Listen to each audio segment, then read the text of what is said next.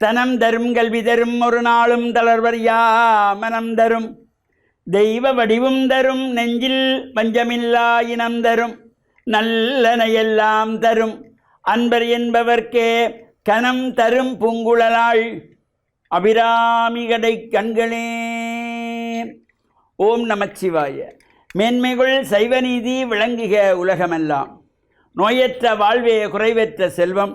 அந்த நோய் நொடிகள் இல்லாத வாழ்வு இந்த உலக மக்கள் எல்லோரும் வாழ வேண்டும் என்று கலியுகத்தின் காந்தமலை ஜோதியாகிய சபரிமலை சுவாமி ஐயப்பனுடைய திருவடிகளை சிறந்தாழ்த்தி டான் தமிழொலி ஓம் தொலைக்காட்சி நேயர்கள் அனைவருக்கும் சர்வதேச இந்து மத குருபீடம் அகில இலங்கை சபரிமலை ஸ்ரீ சாஸ்தாபுரத்தின் சார்பில் இனிய வணக்கங்களும் நல்லாசிகளும். இன்றும் மங்களகரமான விஸ்வாவசு வருஷம் ஐப்பசி மாதம் 28ஆம் நாள் 14/11/2025 வெள்ளிக்கிழமை. இன்று மலர்ந்திருக்கின்ற இன்றைய பொழுதும் நம் எல்லோருடைய வாழ்விலும் எல்லா விதமான சிறப்புகளும் வெற்றிகளும் கிடைக்க வேண்டும் என்று இறைவனை பிரார்த்தித்து இஷ்ட தெய்வங்கள் குலதெய்வங்கள் பாரம்பரிய தெய்வங்களையும் வணங்கி பெற்றோர்கள் பெரியோர்கள் குருவானவர்கள் ஆசிரியர்களையும் வணங்கி அவருடைய அன்பையும் ஆசியையும் பெறுகின்ற பொழுது எந்த நாளுமே நமக்கு நல்ல நாளாக அமையக்கூடியது. இன்று சுக்கிரவாரம் என்கின்ற வெள்ளிக்கிழமை, அதுவும் இந்த ஐப்பசி மாதத்தினுடைய 4வது வெள்ளிக்கிழமை. இந்த ஐப்பசி 4வது வெள்ளிக்கிழமையிலே பல்வேறு ஆலயங்களிலே சிறப்பான ஜம சம்ஹாரம் இந்த உற்சவம் நடைபெறும். இந்த ஐப்பசி வெள்ளிக்கிழமைகளிலே ஆலயங்களில் சென்று பிரார்த்தனை செய்து வழிபாடுகள் செய்து இறையருளையெல்லாம் பெறுகின்ற பொழுதிலும் இந்த ஜம பயம் நம்மை விட்டு விலகுகின்ற வகையிலே இளநீரினாலே அபிஷேகம் ஒரு சிறப்பை தரக்கூடியது. நமக்கு எது எல்லாம் வசதிப்படுகிறதோ பஞ்சாமிரத்தில் அபிஷேகம் பண்ணலாம், பால் அபிஷேகம் பண்ணலாம், தயிர் அபிஷேகம் பண்ணலாம். இதை விட முக்கியமாக இந்த இளநீரிலே அபிஷேகம் செய்கின்ற பொழுதும் வாழ்வில் நாம் உயர்வுகளை பெறுகின்ற பொழுதிலும் இந்த ஜமபயத்தை விளக்கக்கூடியது. அன்றைய தினத்திலே ஜமசம்ஹாரம், மார்க்கண்டேயனுக்காக இறைவன் யமனை சம்ஹாரம் செய்தது. ஆனால் என்றும் 16 என்று மார்க்கண்டேயரை சொல்வார்கள். அந்த ஜமசம்ஹார உற்சவம் காலாகாலமாக வடமாகாணம் யாழ் மாவட்டத்திலே நல்லூர் கந்தசுவாமியார் ஆலயத்திற்கு மேற்கு புறம் அமைந்திருக்கின்ற பழம்பெரும் ஆலயமாக போற்றப்படுகின்ற நல்லூர் சிவன் ஆலயம், இந்த நல்லூர் சிவன் கோவிலிலே இந்த ஜமசம்ஹாரம் காலாகாலமாக சிறப்பாக நடைபெற்று வருவது. அதன் பின்பும் இப்போ ஒரு சில ஆலயங்களிலே மாதகள் சிவன் கோவில் போன்ற சில ஆலயங்களிலே நடைபெற்று வருவது. ஆனால் இது ஆரம்ப காலம் முதற்கொண்டு இந்த நல்லூர் சிவன் கோவிலிலே மட்டும்தான் இந்த ஜமசம்ஹாரம் சிறப்பாக நடைபெறுகின்ற ஒரு பெருமையோடு கூடியதாக அமைந்திருக்கின்றது.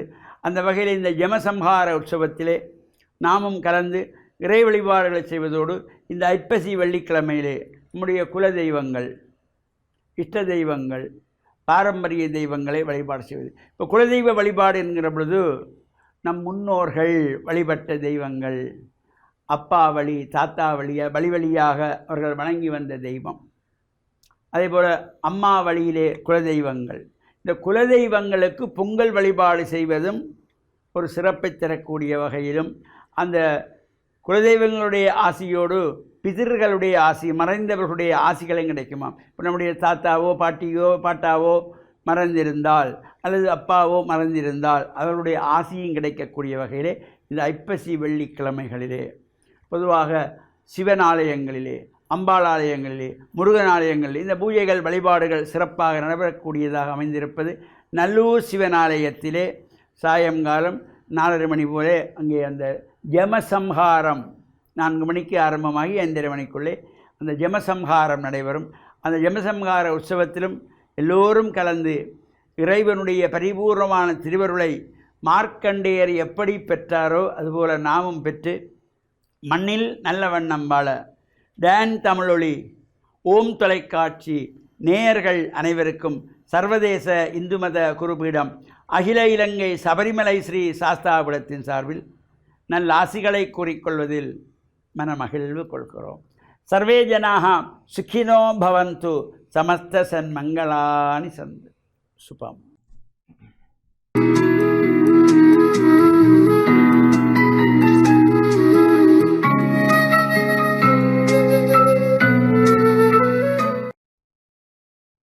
இறை இயேசுவில் என் அன்பு நெஞ்சங்களே, கிறிஸ்தவ நற்சிந்தனை வேளையிலே உங்களை சந்திப்பதில் பெருமகிழ்வு கொள்கின்றேன். ஆண்டவர் இயேசுவினுடைய போதனைகளில் ஒன்று, தம்முடைய சீடர்களை, தம்முடைய மக்களை பார்த்து அடிக்கடி கூறுகின்ற ஒரு வார்த்தை, அஞ்சாதீர்கள், பயப்படாதீர்கள், கவலை வேண்டாம். அனுதினம் நாங்கள் பல விடயங்களை எண்ணி எண்ணி கவலைப்படுகின்றோம். கவலைப்படுவதால் உங்களில் எவர் உங்களுடைய வளர்ச்சியிலே ஒரு முழம் கூட்ட முடியும் என்று கேட்கின்றார். இந்த கவலைப்படுவதனாலே நாங்கள் பெரிய காரியங்களை சாதிக்க முடியாது. ஆனால் நாங்கள் திட்டமிடலாம், நாங்கள் சில விடயங்களை செய்ய வேண்டும் என்று முயற்சி செய்ய வேண்டும். இவ்வாறு எங்களுடைய அன்றாட தேவைகளை பூர்த்தி செய்வதற்கு முயற்சி செய்வது நல்லது, வேண்டியது. ஆனால் நாங்கள் கவலைப்படுவது, அதாவது வீணே கவலைப்படுவதனாலே பயனில்லை என்று இயேசு கூறுகின்றார். ஒரு அழகான உவமையை இயற்கையோடு ஒப்பிட்டு சொல்லுகின்றார். இந்த பறவைகளை பாருங்கள், அவை உழைப்பதும் இல்லை, நுட்பதும் இல்லை, அறுப்பதும் இல்லை. ஆனால் அவற்றையெல்லாம் இறைவன் உண்பிக்கின்றார். காட்டு மலர்களை பாருங்கள், அழகாக அவை அலங்கரிக்கப்பட்டிருக்கின்றன. இவற்றையெல்லாம் பராமரிக்கின்ற இந்த இறைவன் உங்களை கைவிடுவாரா? பொருளாதார ரீதியாக நாங்கள் ஏழையர்களாக இருக்கலாம், அல்லது சமூக ரீதியாக நாங்கள் தாழ்த்தப்படலாம், அல்லது மற்றவர்கள் எங்களை காயப்படுத்தி துன்பப்படுத்தலாம், எங்களை தவறாக புரிந்து கொள்ளலாம், எங்களோடு போட்டி போட்டு அவர்கள் எங்களை வெறுக்கலாம், எங்களுக்கு எதிராக அவர்கள் பல விடயங்களை செய்து எங்களுடைய வாழ்வை அவர்கள் கெடுக்க முயற்சிக்கலாம், நற்பெயருக்கு களங்கம் வருவிக்கலாம். ஆனால் நாங்கள் இறைவனுடைய பராமரிப்பிலே நம்பிக்கை வைத்தால், எனக்கு என் பக்கமாக இறைவன் இருக்கின்றார், என்னோடு இறைவன் பயணித்துக் கொண்டிருக்கின்றார், இந்த இறைவனுடைய பராமரிப்பிலே நாங்கள் நம்பிக்கை வைத்திருந்தால் கவலைப்பட வேண்டிய அவசியமில்லை.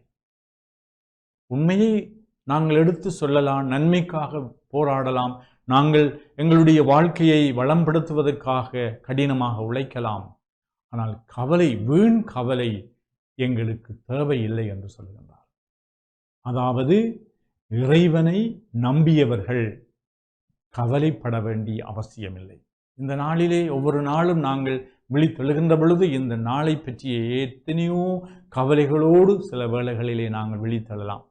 மகிழ்ச்சியோடும் புத்துணர்வோடும் நாங்கள் விழித்தெழலாம், கவலையோடும் கண்ணீரோடும் ஏக்கத்தோடும் நாங்கள் விழித்தெழலாம். ஆனால் எங்களுடைய அடிமனதிலே இருக்கின்ற அசைக்க முடியாத இறை நம்பிக்கையை யாரும் பறித்துவிடக்கூடாது, எந்த சக்தியும் எடுத்துவிடக்கூடாது.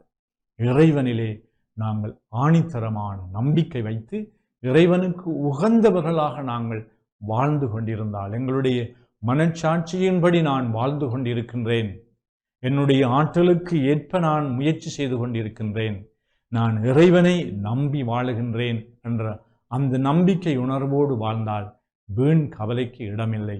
இந்த கவலை கொள்வதனாலே என்னுடைய வாழ்க்கையிலே எந்த விதமான வளர்ச்சியும் ஏற்பட போவதில்லை. இந்த நம்பிக்கை உணர்வுகளோடு எங்களுடைய வாழ்க்கை பயணத்தை தொடர்ந்து ஆற்றுவோமாக. ஆமென்.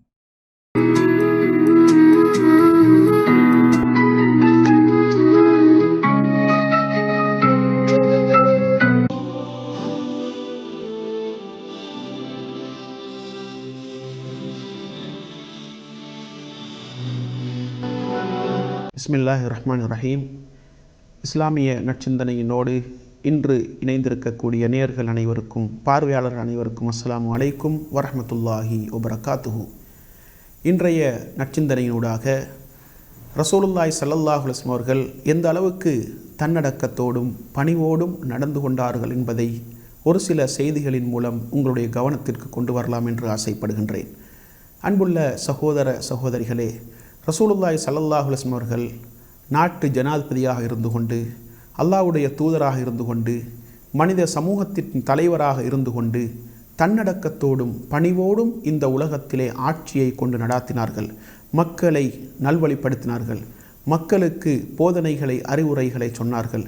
எந்த அளவுக்கு என்றால், ஒரு பொழுதும் நபிகளார் ஸல்லல்லாஹு அலைஹி வஸல்லம் அவர்கள் கடினமான வார்த்தைகளை பயன்படுத்தியது கிடையாது.